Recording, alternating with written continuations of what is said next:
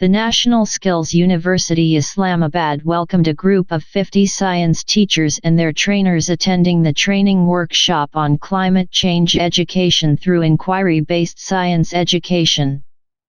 This workshop was jointly organized by the Sakhar IBA University in collaboration with Eco Science Foundation and Pakistan National Commission for UNESCO. There were 3 trainers and a highly dedicated team of experts from the Sakhar IBA and Eco Science Foundation. 2 international trainers from Malaysia included Mr. Abdul Muhaimin bin Osman, Director Malaysia Institute of Teacher Education, and Mr. Abdul Aziz bin Rajab. Ms. Sabah Chachar from Pakistan also facilitated this training.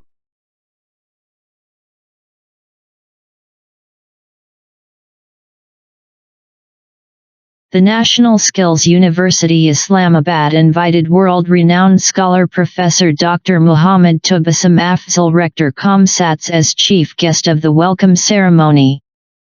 The welcome ceremony started with a recitation from the Holy Quran followed by a Naat Rasul Sallallahu Alaihi Wasallam and national anthem. Department of National Skills University Islamabad.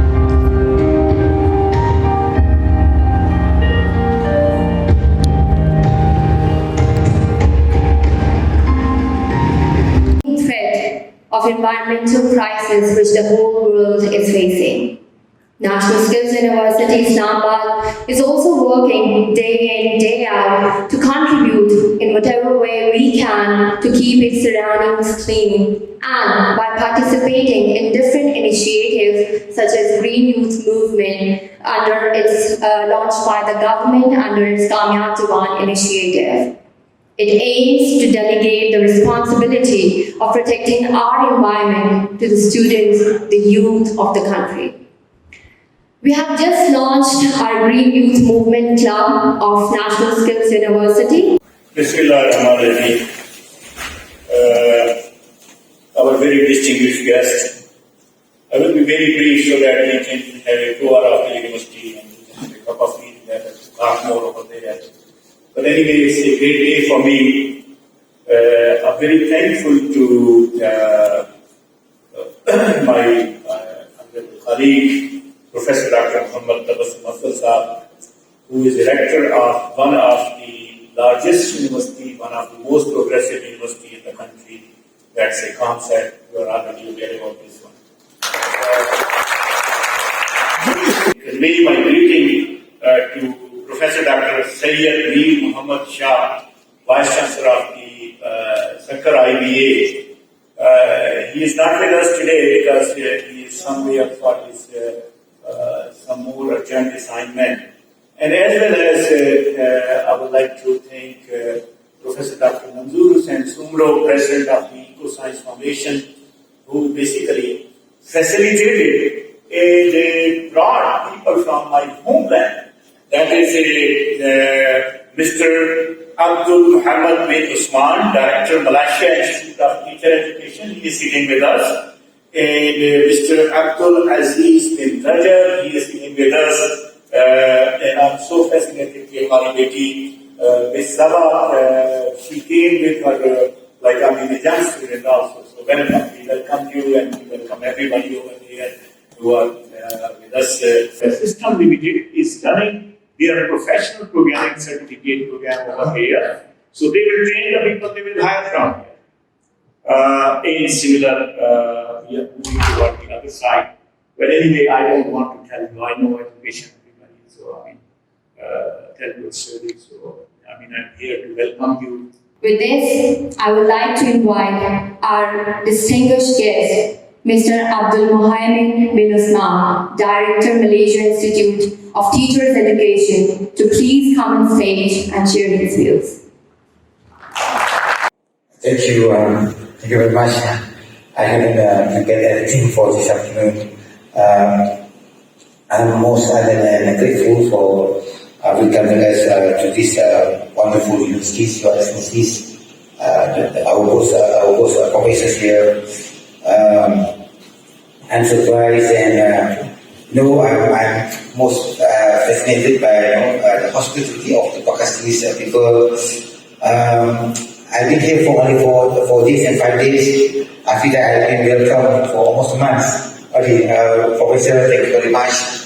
Then I'm glad that I'm able to come here and contribute a little bit for the people of Pakistan, especially to start off with the economics and education for the teachers of Pakistan. And I hope this is not going to be the last program with Pakistan, and we plan to continue this group of wonderful teachers after the end of this session. And hopefully this will spread to other teachers throughout Pakistan, a wonderful country.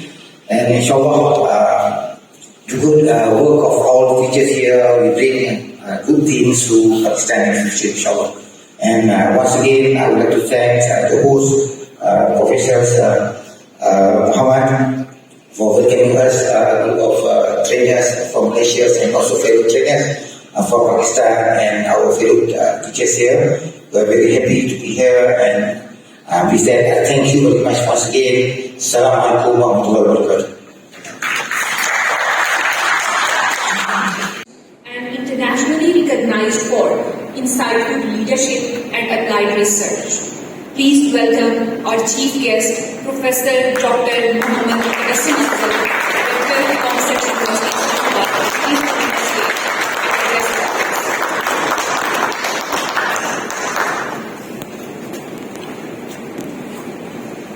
I would like to say thank you for inviting me, and I'm quite glad that apart from giving skill level training, you are also considering the climate and your aspects consideration. So that's a good thing. I would like to say Professor Manzoor Samro, President, Eco Science Foundation, Dr. Mohammed Shah, IBA Secretary, Professor Dr. Mustar and Vice Chancellor, National State Universities, experts, foreign delegates, distinguished researchers, teachers, and students. Ladies and gentlemen, I'm really honored that you have invited me for this capacity building workshop for science teachers on climate change, education organized by EcoSF and National State University and IBA Secretary.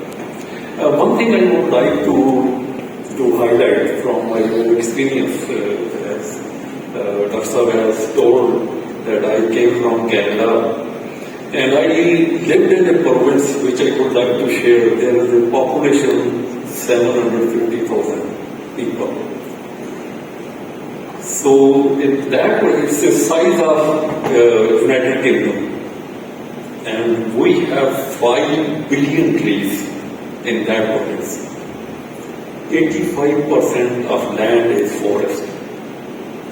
So you can imagine the quality of air and the quality of the living style. A friend of mine from Japan, he visited, oh, you are living in a forest? He visited my home and he said, you are living in a forest, in a park. So kind of thing is, you can think of the air quality. And in Pakistan, since I arrived, I see people everywhere. I'm sorry to say. Alhamdulillah, we have good growth rate.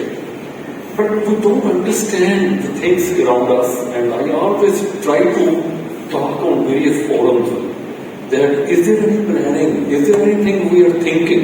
We are around 250 million people now in Pakistan. I see a lot of development happening. A lot of real estate business booming. I heard stories in the south. People are cutting mango trees and putting their housing societies. And we, with the growing population, we would need energy. We would need good water and good food. From where that will come? If we would be occupying land for our housing needs and other things. We need agriculture, we need all that. But from where? And how? Is there any planning we have done on that? I don't know. particularly if you look at China's experience, they had a one-child policy, and now they are reaping their benefits. There is no poverty, they are an affluent nation now, everybody is rich, and we are not even thinking of those things. So I appreciate that being a technical skill university, you guys are bringing environment into the perspective, and that's a very good thing. Since I represent the university, so I would like to share with you, mashallah, who are teachers and who are imparting education. 30 years ago, from 1990 to 1999, there were only 12 papers published on environmental topic. Only 12, 30 years ago. Then it came from 2000 to 2009, around 400 plus papers.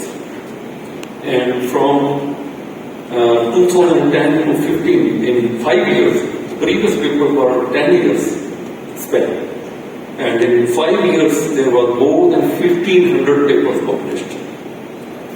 I can give you one example. We develop biochar. Biochar is from the plant material. And there has been a problem of fertilizers in Pakistan recently. You guys have seen on those news that we need NPK for our soils, like nitrogen, phosphorus, potassium. The biochar has all those elements in it. And can you imagine that if you apply biochar to the soil, how long it would take to dissolve fully? Anybody, any person has any idea? How many years it would take? You apply NPK fertilizer for one season, right? And the next season you are growing another crop, and then you need fertilizers again. But can you think of that if you apply biochar? Apart from that, they are how to produce or to do this or that. But then, do you have anybody any imagination? 20 years at least. 20 years. Its half-life is 500 years. And it would take from 1,000 years to 10,000 years to fully biodegrade into the soil. So today, if you apply, we will not even see in our lifetime. So 1,000 years to 10,000 years, it would stay, it will slowly release those nutrients to the soil. So the things are that we need to think and plan on those things. Sir, I appreciate that people from Malaysia, from our other country, they have imparted good training to our school teachers. I would encourage the school teachers particularly, take your children, school, boys, girls, to some forest. Spend a day there, half a day. Bring a pot in the class. Sow a seed and let everybody see growing it. And then everyone is looking and look every day, every weekly. You can show them that how the seed is gone into a plant and plant into a bigger plant. So that will generate a lot of interest in our youth, inshallah. The other thing I would like to say that we have at Concept University Center for Climate Change Research and Development, CCRD, and we study and monitor the air quality around Islamabad.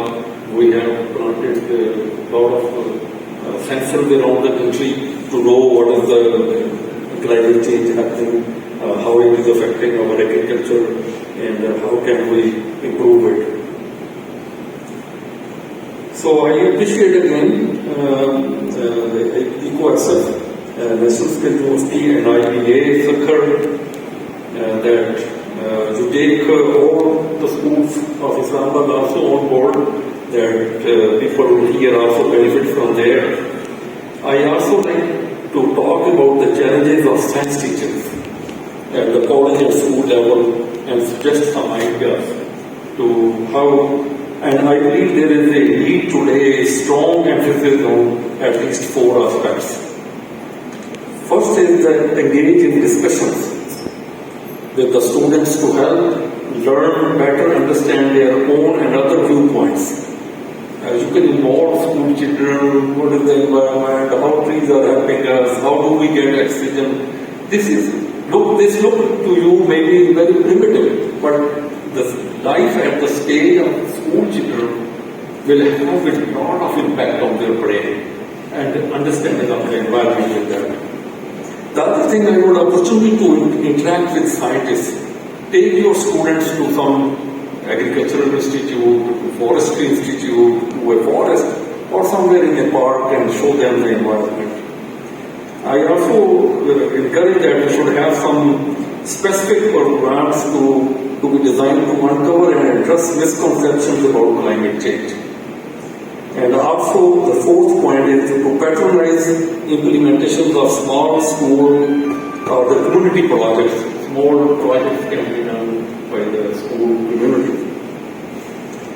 So I would like to hear, I think there will be some very good recommendations at the end of the workshop. I appreciate particularly Dr. Ostara for their doing a commendable work with this important area of awareness.